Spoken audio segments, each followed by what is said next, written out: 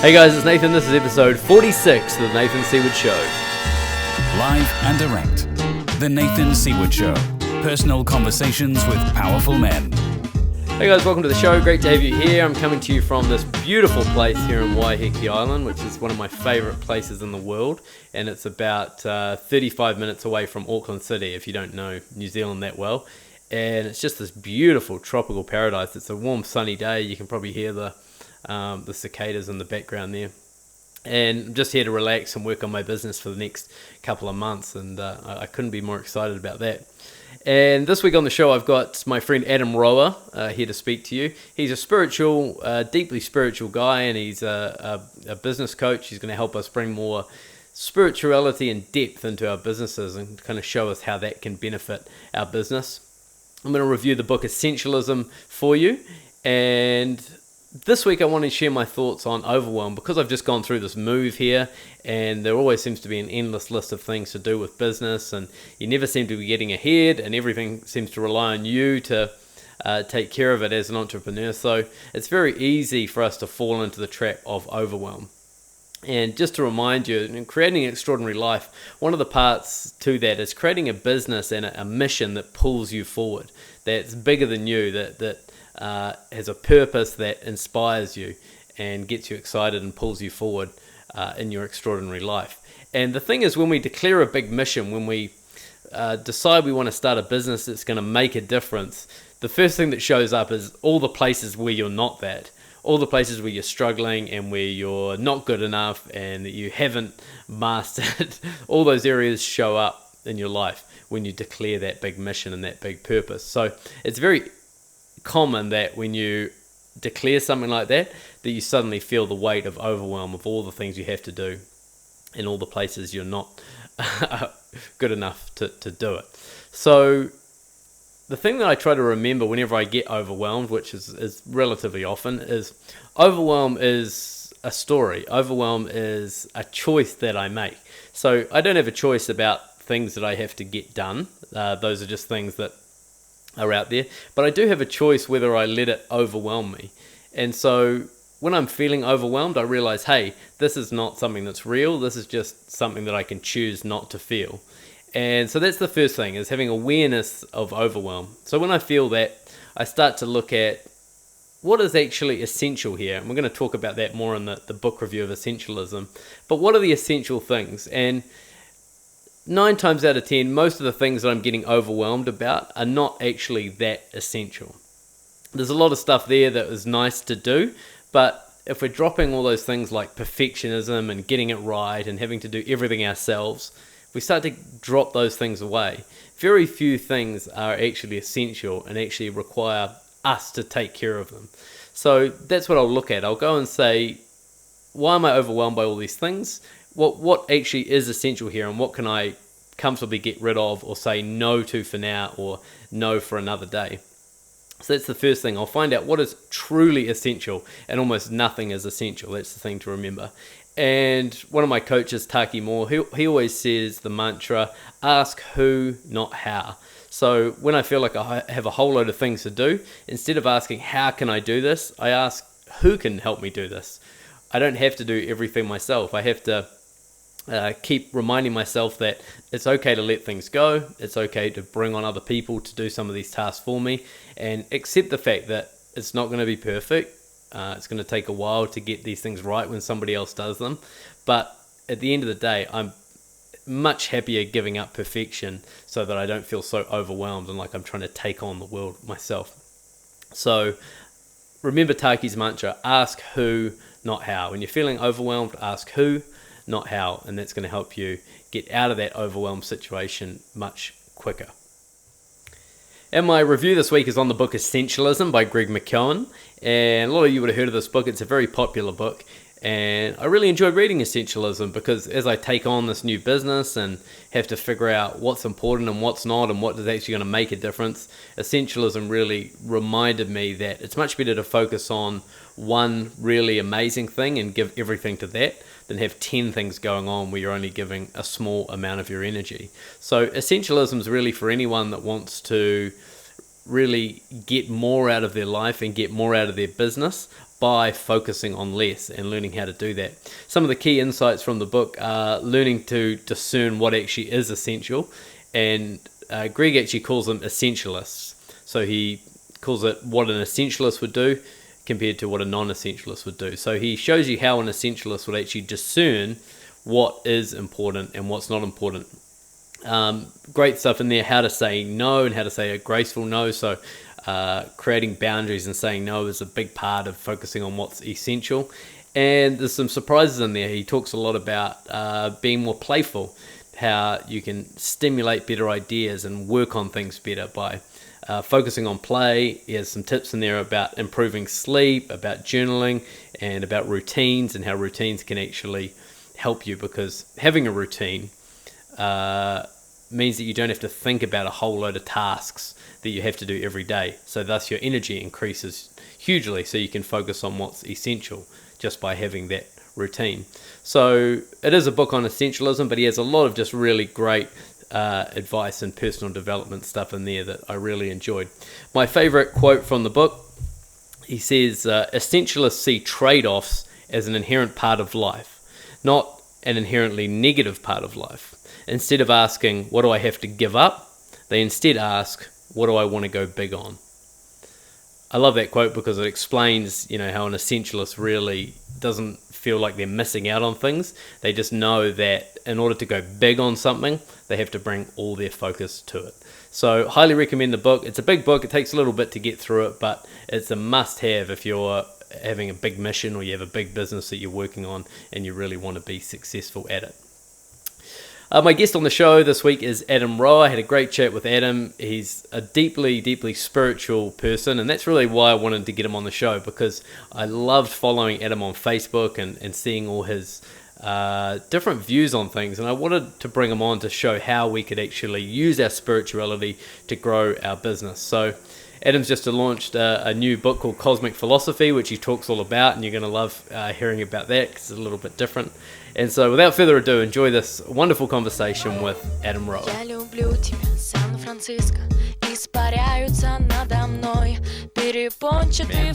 I've been following you for the last few years, and your message just resonates with me, and something about your energy and the I guess what you would call the frequency that you put out into the world that really resonates with me. And so it's a real pleasure for me to be connecting with you like this. Thank you.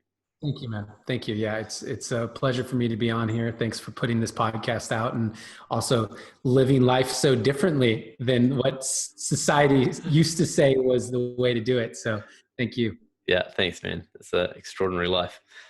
I read, speaking of frequency, that when people ask you what you do, you say, I transmit frequency through the conscious content that I create.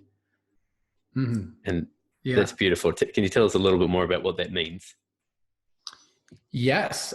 So I find that my role as an artist, so I found my way to this through my artistry, like my spoken word poetry and the film content that I create, but it applies in every moment, including this one, which is when I first get an idea, right? When I first get this idea for a new poem or a new film or whatever, everything shifts in that moment.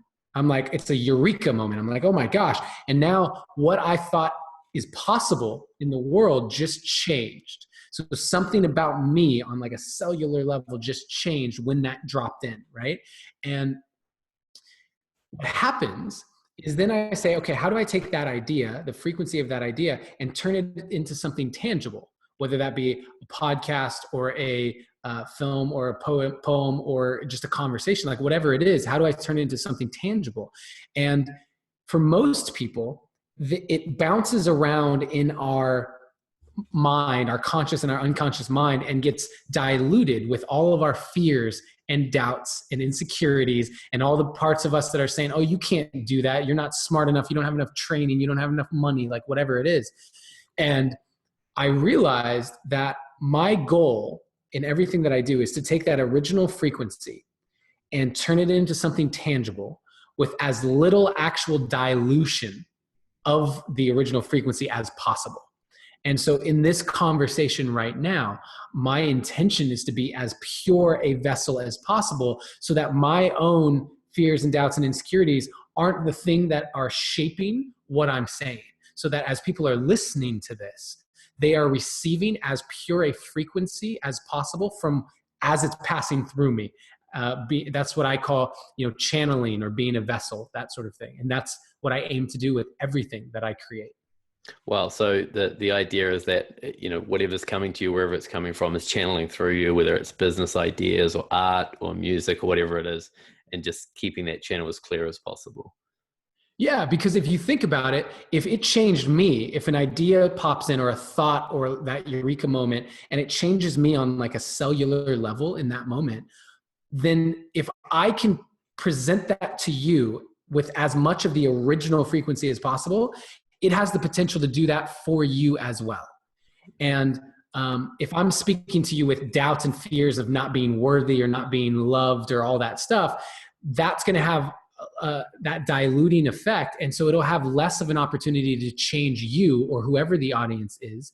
And so I think that what I'm striving for is to consistently be as clear internally as possible so that whatever comes out of my mouth or out in my films or whatever is something that has the highest potential to impact people and create deep, lasting cellular change.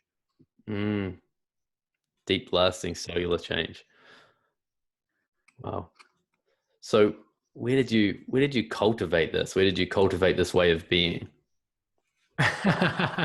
Years and years and years of really deep inner work. I'm a pretty big open book when it comes to my love for plant medicines and the role that they have played in my life. For people who are unfamiliar, I'm speaking about like ayahuasca or psilocybin or San Pedro or peyote, or like any of these plant medicines. And some people get hung up on, the propaganda of whether it's legality or whatever, but I'm going to show you, like, I'm drinking something right now that's a bunch of herbs, like organic yerba mate, organic ginger, organic rose hips, organic turmeric. And this is plant medicine. Everything I just read is a plant designed to impact and shift my physiology, the neurochemistry in my brain, the gut biome, like whatever it is, we are taking that and we are saying, okay, I don't think about this in the same way that I think about magic mushrooms or ayahuasca for whatever reason, but it's still important for people to recognize that, if you're drinking a cup of coffee, you are impacting yourself with a stimulant, with a drug that the only difference from that to an ayahuasca or a magic mushroom ceremony would be that you're assigning a different value to it. And so my journey has been one that involves plant medicines. My journey has been one that involves NLP and personal development workshops and nonstop podcasts and book readings and video watchings. Like I am an addict for personal and spiritual development. I love it. It's my life. And along the way, somewhere along that way, I developed this understanding that we're speaking about frequency. And it's actually a huge part of the book that I just wrote, Cosmic Philosophy, because while there are topics in that book that cover sexual energy and food and money and creativity, the primary thing that it covers throughout most of the entries are about frequency and understanding the mechanics of how frequency is impacting our day-to-day life. Beautiful. That was a long answer. I hope it answered the question. Yeah, we covered a lot of stuff there. Yeah, the frequency thing I really get, and it's something I've been tuning more, and intuition and frequency, I think, is kind of interlinked, and just that ability to sense different energies. And I know that since I've been overseas and traveling and doing my own personal development work, I can feel my frequency lifting, and I can feel the energy that I bring into a room or a situation lifting. And I'm much more sensitive to low frequency. or like low energy situations? Do you find that to be the Yeah. case? And everyone is, no, I think what it is for you then, and I'm not going to put words in your mouth, but you're saying you're much more sensitive to like low energy situations. But I would say that you just operate in a higher vibrational state normally. So when you enter into a lower vibrational like situation, it's a more drastic shift for you. But for other people who are normally in a low vibrational state where they're depressed or whatever, entering into a room full of depressed people wouldn't be a shock to their system.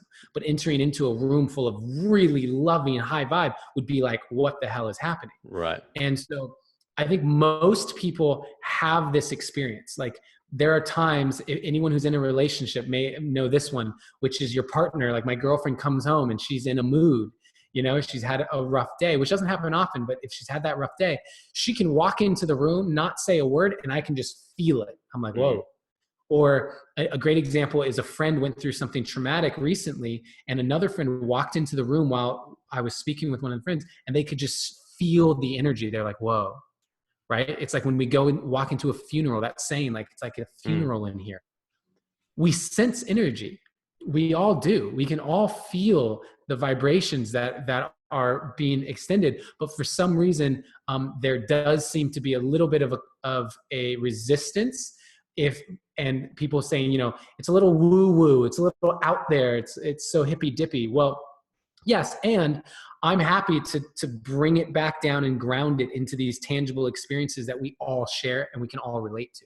Do you see that as part of your journey to like make these teachings more palatable? It's just a part of who I am.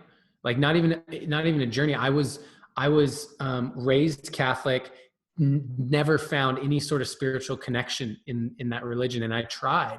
And so I like, because of almost like an anger that I didn't find God through the religion, I wrote it all off. I said, it's all fake. They're all lying to you. I was more or less agnostic or atheist and said, none of it's true. If you can't prove it with hard science, it doesn't exist. And like that was just my mentality. And because that's who I was, and because I still have that side of myself that wants to know the logic. So any question you have for me about frequency or vibration or spirituality, like I will break it down in a way where your logical mind will understand it, or I will at least do my best to make that happen, because I think that logic is just a language. Like logic it's like a linear thinking pattern, right? And so because we exist within linear time, there's no reason why any of our spiritual concepts or beliefs can't be explained in a logical way, can't be explained in a linear way. And yeah, that's just who I am. And I think it's really important because I want to serve as a bridge for people.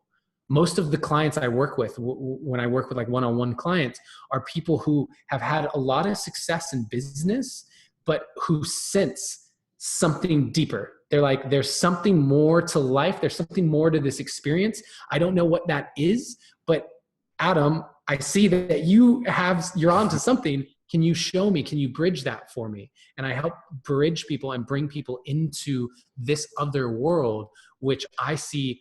I mean, it's all true. Yeah.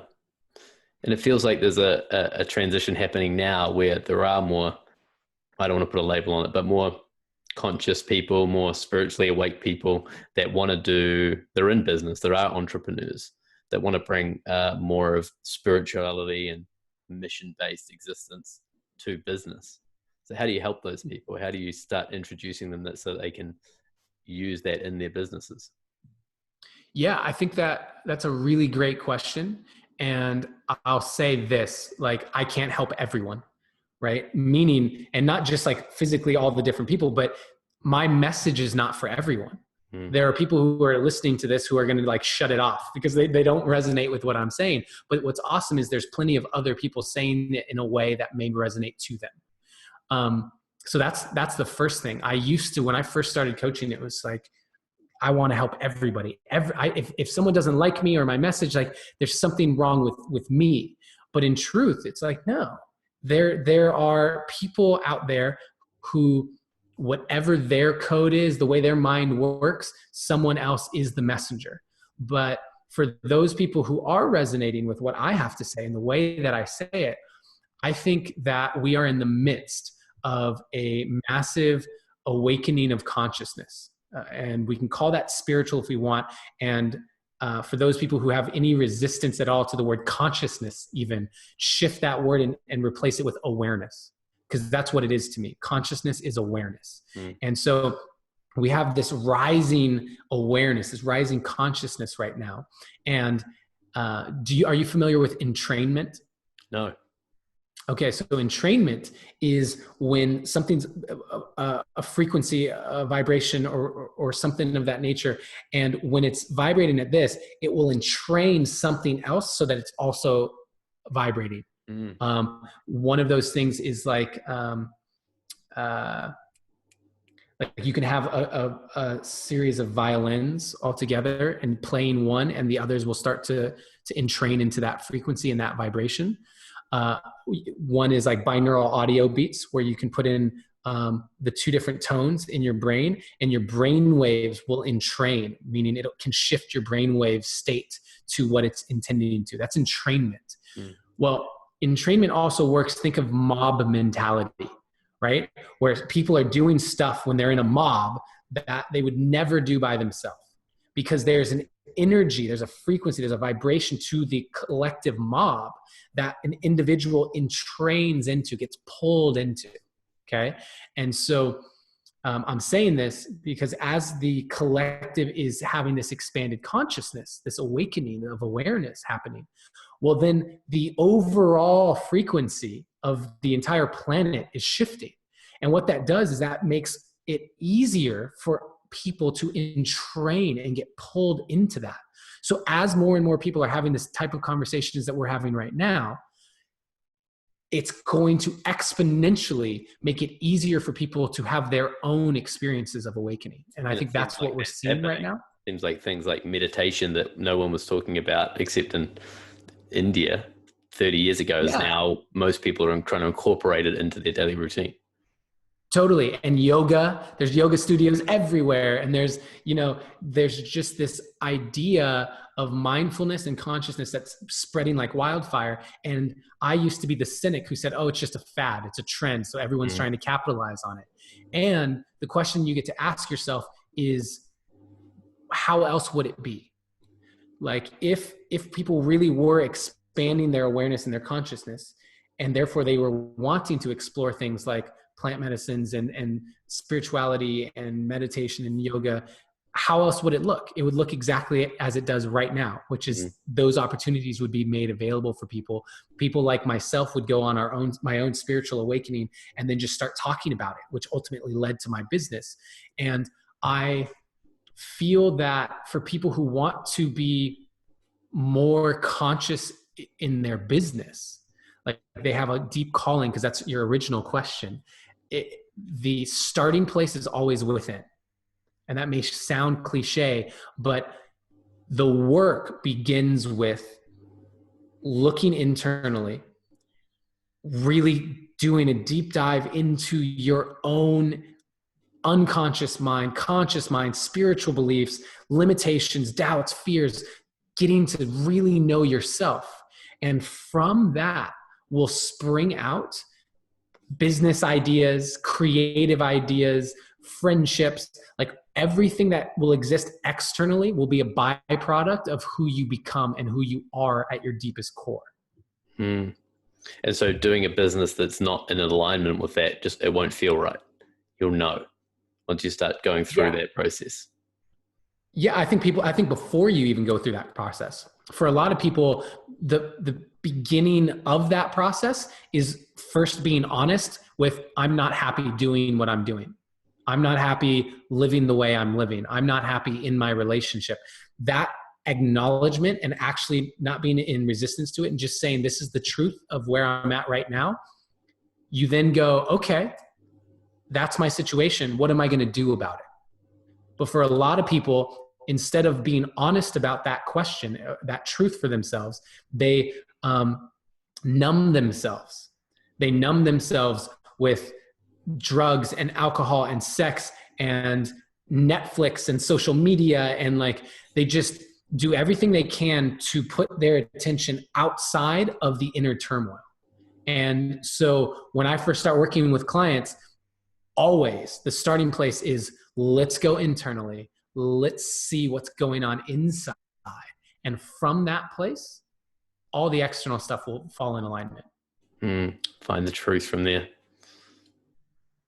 You said something before I just want to capture that was so important. You said that you learned that your message wasn't for everyone, and that your job wasn't to change everyone.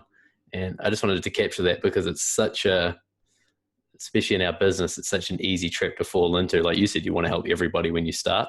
So how have you honed that in? How do you know who the people are that you're meant to impact?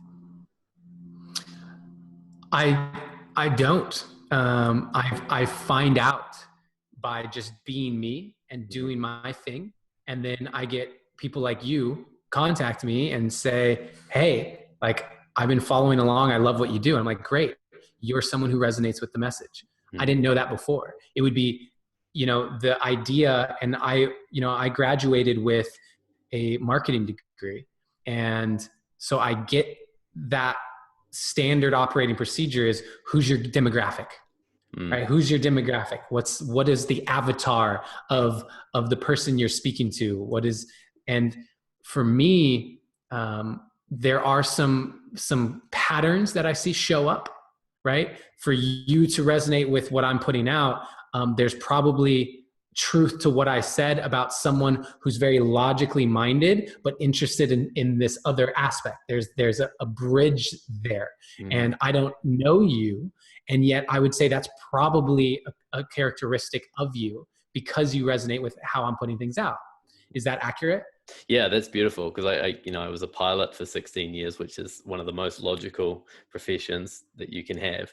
And then, I also consider myself a deeply spiritual person, and moving more into that realm in my business and my career. So it is bridging that gap between living a life of, what you said, having to put things into a logical explanation, or like having to find the scientific validation for everything. And then now moving and trying to understand more of a spiritual realm. Yeah. So see, that's an example of, I never sat down and figured out the demographics of like age range and this and that. No, I just have continued to hone my internal game and continued to hone who I am and what I believe and what I stand for. And the more clear that becomes, the stronger of a particular frequency I put out into the world. And then the people, like moths to a flame, people are drawn to it if it's for them. If I have medicine for someone, they will find a way to my message. And I don't believe, I think that business strategy is great to complement and support in certain areas. But the way of going about things when I was in business school, and the way a lot of business coaches specifically will coach around, is starting with the analytics and starting with okay, what's the demographic you want to target? What's this? What's that? And I approach things differently. I'm not your typical business coach in that way. And yet everything that I've ever dreamed of is coming to fruition as a result of living this particular way. And so that's what I teach. That's what I coach. That's what I speak out into the world. Yeah, that's really why I wanted you to come on. I wanted to capture that essence of what you just said about working, approaching the world and approaching business differently. And you probably don't see life and business as separate, right? You just keep doing what you're doing and channeling what you're channeling and put it out in the right places. And then the business success comes as a result. I heard it described as well as being like a flower, like a rose. All a rose has to do is be a rose. It puts out a scent, and then the scent attracts people, bees, whatever is attracted to that scent. So all you have to do is put out the scent, put out your message. There's many different ways. Social media has been like an incredible way to do that, to put out your message into the world and then allow people to come to you. And it's been my experience with that as well. I think that's also the law that governs our existence here, which is, people have heard of the law of attraction or manifestation or the secret. It's all talking about the same thing. I personally prefer to call it the law of magnetism. I think it's because it's working like two magnets, where the stronger of a vibration you're holding, the stronger your pull of anything that resonates with that, right? The other magnets will be pulled towards you. Similarly, though, you are being pulled towards them, right? You are being pulled, and that's why you'll get the intuitive hits of like, I got to travel for the next year, like you are, or whatever. It's like, this is the thing, because the universe that you're co-creating with is pulling you into like resonance with the intentions that you're setting. And so you're going to find yourself with opportunities. You're going to find yourself meeting certain people. You're going to find just yourself surrounded by a particular resonance. And for anyone who's listening to this, who is not where they want to be necessarily, I think that you get to look at the frequency you're holding, because your life is a reflection of your frequency. To be more accurate, your life, your present moment, is a reflection of the cumulative frequency of every decision you've ever made. So this present moment is the cumulative, like, sum total of every decision you have ever made in your life. And so it will carry the frequency of your entire past. And that's why it can be so hard for people to shift into new ways of being, because I just turned 33. I have 33 years of particular energies, all the energies that are around me right now. And if I say, oh, I want to be this, I want to do a complete 180 and be this, I have to hold that frequency strong enough to shift 33 years of other frequencies. And I'm going to try and force you to get a little bit practical around how do you start to tap into this for yourself. So you said it, it's years of personal development and courses and reading and doing different things. But if you could capture in the 1, 2, or 3 things that have had the most profound impact on you, what would they be? Yeah, I can do that relatively easily, actually. The first would be plant medicine, ayahuasca, psilocybin, LSD, like just entheogens. You can look that word up. I like that word better than hallucinogens or psychedelics even. But that I have a very, very reverent relationship to those medicines. They have been used in just about every culture, every civilization throughout history. The use of psychedelics, the use of sacred plant medicines for spiritual enlightenment, spiritual communion, has been a part of every civilization, from the ancient Egyptians to the Greeks to tribes currently in the Amazon. That's played a major role for me. The second one. You touched on a thing before there too as well that I just wanted to circle back with, about how it gets lumped into just being drugs, and how we, our generation got brought up with the Say No to Drugs program, and everything just kind of got lumped in. That marijuana was the same as heroin, that was the same as LSD, and it all just got lumped in. And through my own education, I've learned to start separating those things out, that heroin and cocaine can be quite addictive, can be quite destructive in the wrong hands, but things like ayahuasca that are administered, they're plants, right? At the end of the day, they're plants. Administered the right way can have, like you say, some of the most profound transformations the world can offer. Yeah, and even heroin and cocaine, looking at they come from plants as well. the coca leaf down. People who harvest the coca leaf will just put some in their mouth right here and chew on it throughout the day, and it's a stimulant. To them, it's like a cup of coffee, right? But we have synthesized it and put it through this process with like gasoline, and not to mention all the negative energy and violence and whatever that's a part of that. And so it becomes something different. But getting people to really look at the belief structures underneath that. There's a great documentary called Neurons to Nirvana, which covers like the 5 major psychedelics right now. And it covers them from the spiritual, political, scientific aspects on all of them. And I highly recommend for people who are interested in just starting to ask the questions, why are they illegal? How did they become illegal? In the United States, Nixon made them illegal because he was super pissed off about the hippies that were protesting the war. So and is the fact that they're illegal, is that the reason why I am saying they're not good for me? Am I like taking that on because of the legality? Great. There was a time when it wasn't legal for Black people to vote, or for women to vote, or like, is the legality really the thing that wrong? Yeah, exactly. And so just starting to ask those questions. And so plant medicine's been a really big one for me. And for people who are nervous about the legalities, there are places in the world you can go to do these things legally. And this is just before you move on, and people that have just a fear of the plant medicine, not the legality, but just, they've heard stories about ayahuasca and you end up throwing up your whole spirit and vomit. The purge. The purge. But I hear a lot of people that gives them some anxiety.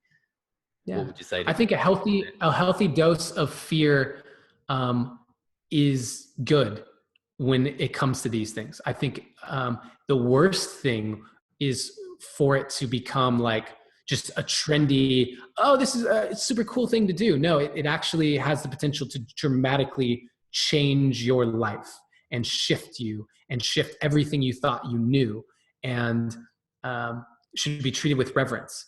And that's the reason why, by the way, that I speak, because there's a lot of people in this space of personal development and coaching and motivational speaking who I know who have and continue to use plant medicines as part of their journey, but will not speak about it out of fear of what it would do to their brands. And I think that's a huge disservice. I find it borderline dishonest, but the main thing is, if we can start having just an open conversation about what they are, how they work, how to do them safely and get the most out of them, that's important to me. And that's why I choose to speak about it. And also because it's one of the biggest tools in my life. And so, plant medicine was number one. The second one is mentorship. And so hiring my first life coach was so scary because I didn't have the money, and I put the entire thing on a credit card. And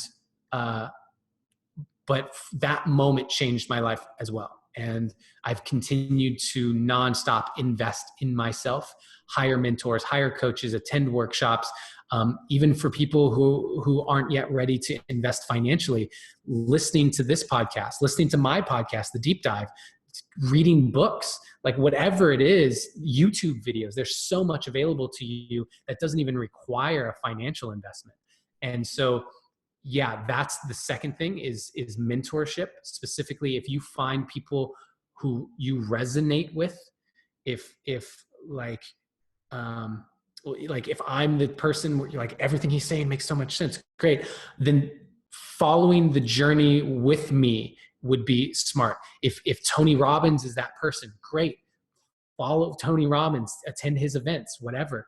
But that's the beautiful thing about you is too, you publish a lot of video content and stuff and podcasts, and so it's easy just for free to start tuning into what you're putting out all the time. I put out so much free content every single day, pretty much, on Instagram, Facebook, YouTube, the podcast, like it's all there. And the third thing is meditation. Meditation is, and on just a practical level, Tim Ferriss has interviewed some of the highest peak performers on the planet. And he said the common denominator that basically they all have is they meditate. They have a meditation practice. And It doesn't even have to be a spiritual person. Your mind, your brain is running on overdrive all the time. It's just the nature of our world. We're taking in so much. There's so much coming at us all the time. And giving your mind time to rest, strictly, if you think about a muscle in the gym, you would not work out 24 hours a day thinking that's the best thing for your muscles. You rest. And meditation is an opportunity for you to rest your mind. And from there, it's also an opportunity to really get clear about what's happening internally, which, like I said before, that's my starting place. Beautiful. And the meditation, what have been some of the tips that have taken your meditation to the next level? That you can't do it wrong. When I started meditating, I thought there was a way, like, I'm doing it wrong. I had thoughts popping into my head, and it's like, oh, I'm doing this all wrong. I'm thinking about things. And isn't the whole point of meditation to have no thoughts at all? And the truth is, there are so many types of meditation. Like, there are countless types of meditation. There are so many different ways you can do it with mantras like TM, transcendental meditation. You can do Vipassana style, where you're just paying attention to your breath and your body. You can do guided meditations where people are taking you through visualization exercises. There is no wrong way to meditate. And so when I work with clients, I'll tell them in the beginning, meditation's a mandatory aspect of working with me. And for a lot of them, they've never meditated before. And it starts just as simply as set your timer for 5 minutes, close your eyes, and don't open them until the timer goes off. That's it. Whatever happens is fine. Yeah. Be okay with whatever happens. Don't judge it. I'm not, whether you have thoughts, you don't have thoughts, whether you're uncomfortable or not, like, just close your eyes and breathe for a while. Yeah. I've been obsessed with, Wayne Dyer has this R meditation. I don't know if you've heard of that, but I've been obsessed with that for the last few months. And it's just using that sound, the R or the Om sound, for 20 minutes with holding an intention for the day. And talking about frequency, the vibration you can feel when you do that deep R sound for 20 minutes, man, for me, it clears the whole channel and just sets me on this ridiculously high frequency. So I've practiced lots of different things, sitting still, silence for an hour, mantra. And then for me right now, that vibrational meditation is the one that's taken me to the next level. Sorry. Got your friend there? Come here. Yeah, come and join the conversation. She heard me shift in my chair. Do you want to come be on camera? She senses the frequency. Yeah. Come here. Come be on camera. Yeah, come be a guest. Yeah, no, I think that's awesome. This is serendipity. Oh, that's so cute.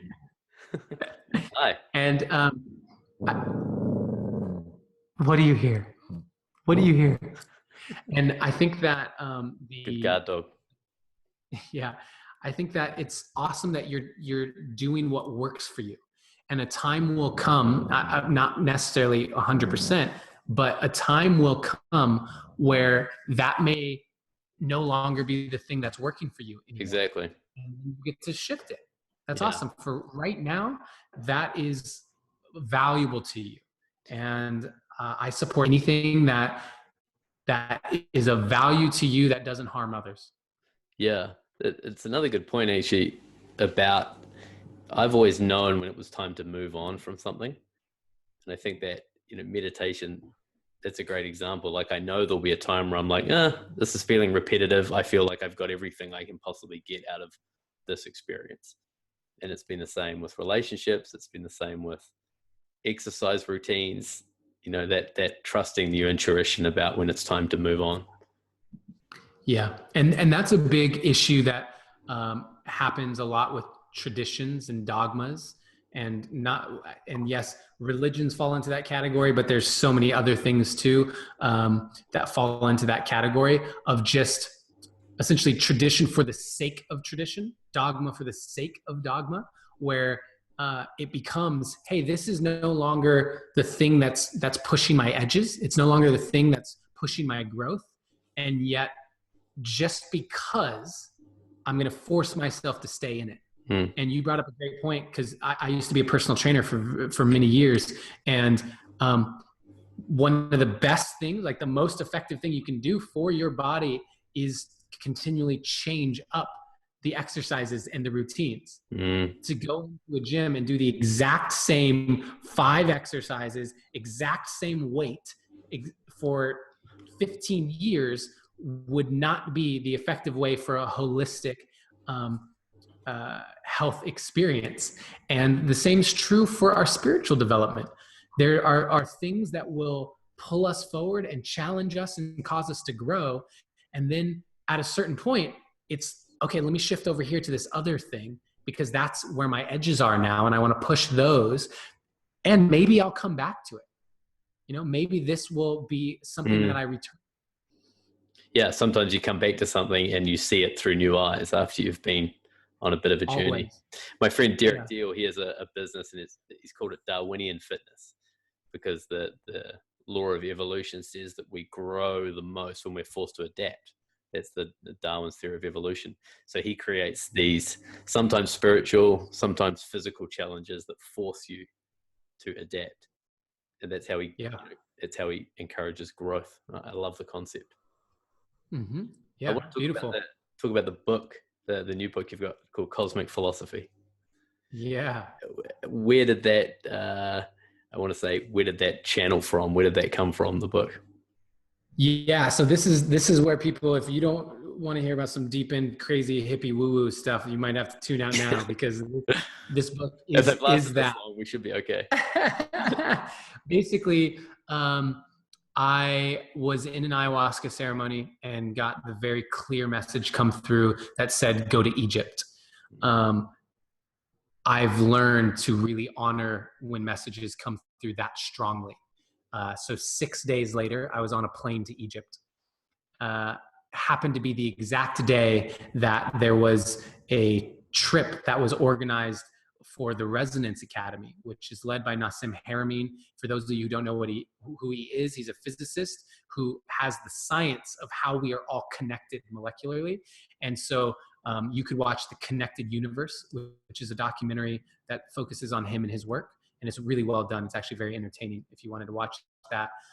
Anyway, he was leading this trip, and I know I'm really good friends with his ex-wife. And so she got me and my friend into the trip, which was amazing. Just happened.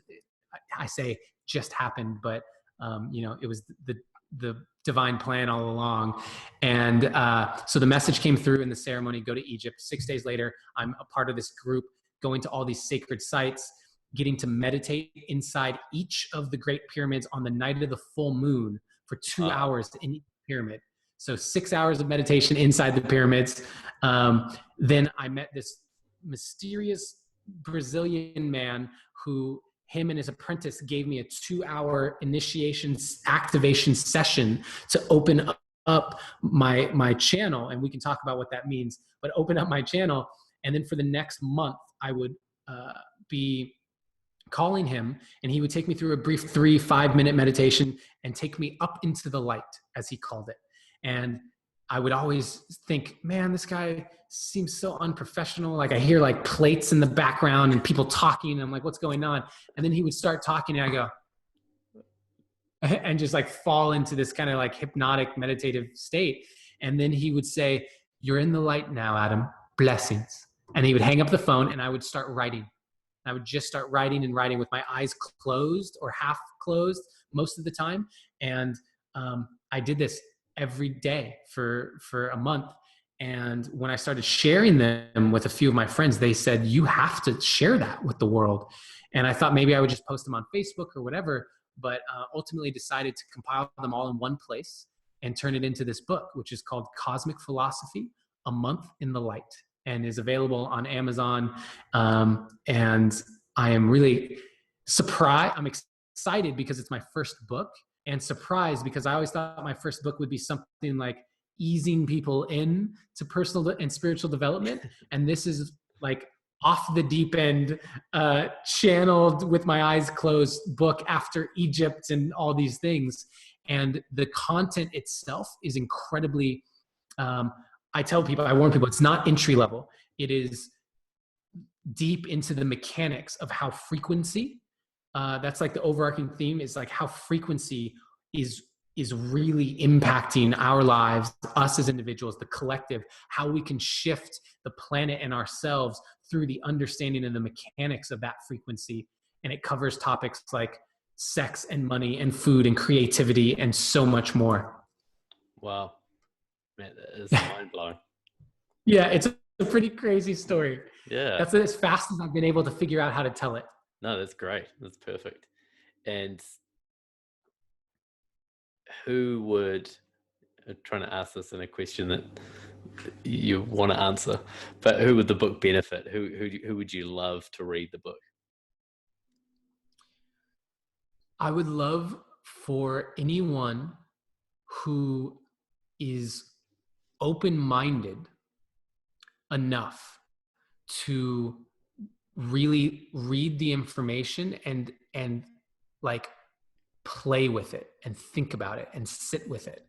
Like if that's the state you're in, if you're looking for a book that is just telling you do these 4 things, the 7 habits of highly successful people or whatever, like if you want that sort of book, this isn't your book.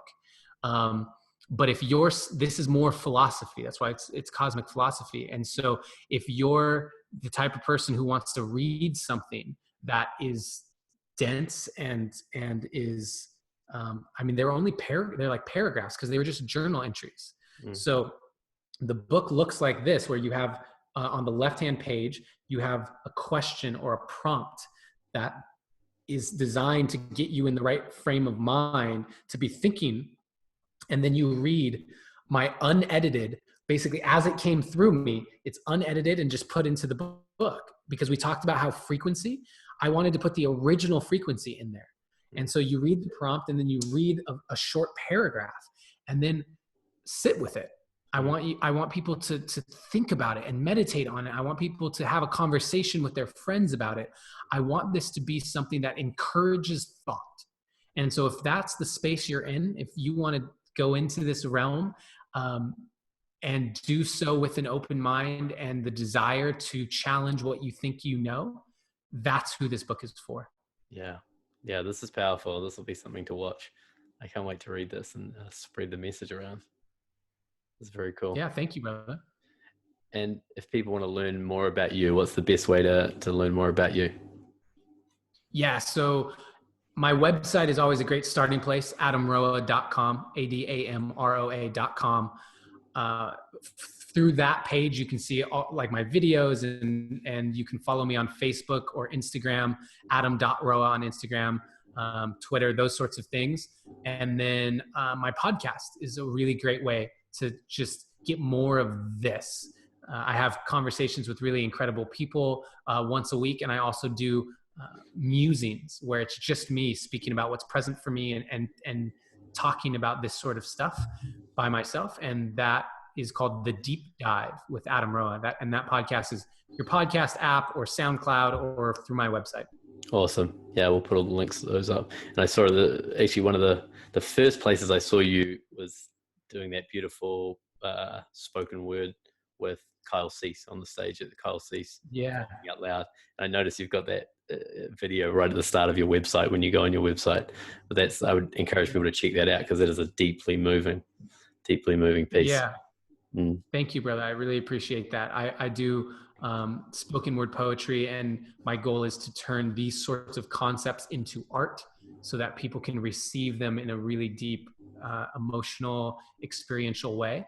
And if you're in Canada, the plan is to do it. I toured Australia actually in November, and I plan to tour Canada. May is looking likely. Awesome. Or if you're in LA, I'm going to do like a 200-seat, 300-seat theater in LA, probably in March. So great. Stay tuned for that.